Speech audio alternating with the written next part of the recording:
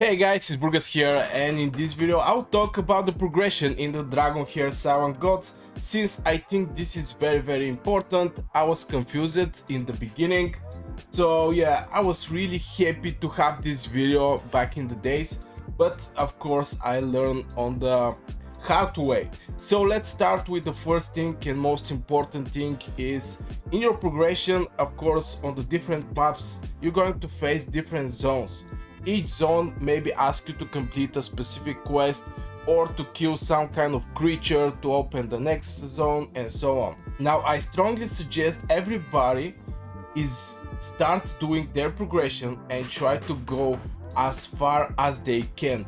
And why this is important? Of course it's important to actually go further in the game, but just focus there. Like this you're going to open more dungeons, you're going to open more world bosses and everything, and of course some gear events and stuff like this. So yeah, the moment you feel your heroes is not so strong, just stop and see which hero you actually have, level up the heroes you want to level up. Now some heroes is going to be disappointment. For me, Eric is a big disappointment. I don't know why I level up this legendary hero, and it's my only legendary hero. Maybe because it's my only legendary hero I decide to actually level up him. But anyway, still go over the heroes you have if you hit some kind of rock and choose the best one. Now from the rares I would suggest some heroes, just because the rares is way more easy to get when you perform some kind of summoning with the crystals. I mean the normal crystals, I think is starlight something, this type of starlight summoning. Here you have pretty decent chance to get some epic summoning details. You have like 20% chance to get a rare. Of course the epic is 3% and the legendary is 0%, but in general you may actually have some of these heroes that I'm going to suggest you for your progression. Now I suggest Sigrid. This is the first hero and she's very awesome. First of all, it will give you accuracy as a captain, and this accuracy is going to help you apply debuff, and she's not missing debuffs. She have healing prohibition, which if you level up to last stage the chance is going to be plus 25%, so it's going to be 100% chance to inflict healing prohibition. Absolutely the same for the ultimate. Here you have attack penalty. Now why actually attack penalty is important here, and of course with the next hero you're going to see some kind of cycle where your boss is going to always have attack penalty. Now here is again 100% chance to get these two debuffs, and 50% of attack is very huge. So most of the games I actually play is not providing with this huge percentage, and here is 100% healing prohibition. So one of the heroes is Sigrid. The second one in my opinion is Irina. Now Irina is a hero that is going to also have attack penalty, that is going to give you 50% chance to lower the enemy damage. Also she's doing pretty decent damage like Sigrid with her ultimate, and she actually dispel one buff from the target. If your target have some kind of buffs, you definitely want to remove these buffs. So this is two very good heroes. If you have now, Sigrid is not multiple shotter, till Irina is. She can actually hit couple targets, but if you combine Sigrid with somebody who is putting some debuffs on all enemies, maybe for example Voresh hit everything on the map, and have currently I have 100% chance for buff prohibition since I have his skills leveled up. Is going to hit everything on the map. Very important. So yeah, this is some couple of the heroes that I can suggest. Of course level up your Hexandra. I think she's very good healer, pretty decent healing. If I have to compare her with for example Katrine, I think Hexandra is doing better healing.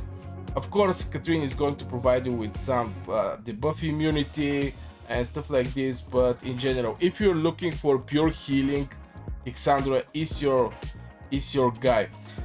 Now, yeah, maybe you can go also for Usha, for the Goblin Lair. She have pretty decent damage also. 2 times hitting for 400. Also, she's doing double damage every 2 attack on the Frost.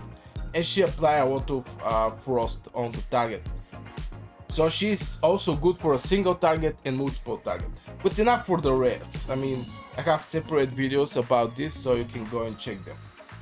For the progression, back in the progression, the moment you hit some place where it's very hard for you to actually proceed, focus on leveling up. Of course, this have to be in combination with how far you can actually go. And I mean by that, I mean, for example, Frost Domain, Tempest Domain, and Flame Domain. This is here the important places where you can get shards to level up your heroes to next stages, from 50 to 70 level, from 70 to 90, from 90 to 100. So here, the only strategy I can actually suggest for you is just go with different elementals. If you want to go for the Flame Domain, where your main hero should be Frost, if you don't know that, your main hero, in my case is Burgas YouTube, can actually switch their elemental. So just switch to the Frost one and go for the Flame Domain. Of course, it is not good idea to go with Sigrid there and Xandra. So you have to think something about workarounds, and this is the only strategy for basically all the domains, is just go with different heroes there. I mean, different from what you can actually get. Here is Flame and Poison, so don't go with Flame or Poison. You can see the crystals they're giving, so the boss is going to do huge damage on this type of heroes. And this is very interesting about this game, is if you want to farm flame shards, for example in the Flame Domain, and you want to get fire shards, you have to go with different heroes, and like this the game just make you level up more heroes, because here I think it was like 60 or 90%, of course depending on which stage you are in the progress, but right now is 60% extra fire and poison damage taken from enemies is reduced by 60%.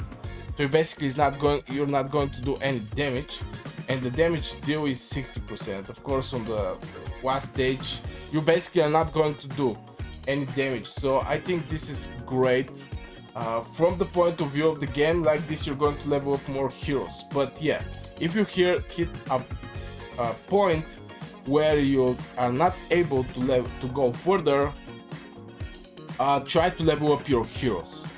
And if you hit a point where you cannot go further in the domains, try to get some gear. This is my suggestion. Of course, with priority is going to be your main hero, and after this the hero that is actually good for the purpose you're looking for. Maybe it will be area of effect hero that is hitting the Goblin Lair, or maybe single target for the Flame Domain. It didn't actually matter. You just have to level up some heroes. So this is pretty much the simple strategy behind. Of course, always do your daily missions, and with progress and commissions you're going to level up. Also, you're going to get more rewards, you're going to get more summoning crystals, you're going to get more heroes, and yeah. So yeah, I guess this will be for this short video, guys. I hope you enjoyed. If you do, hit one like, subscribe, and see you in the next video.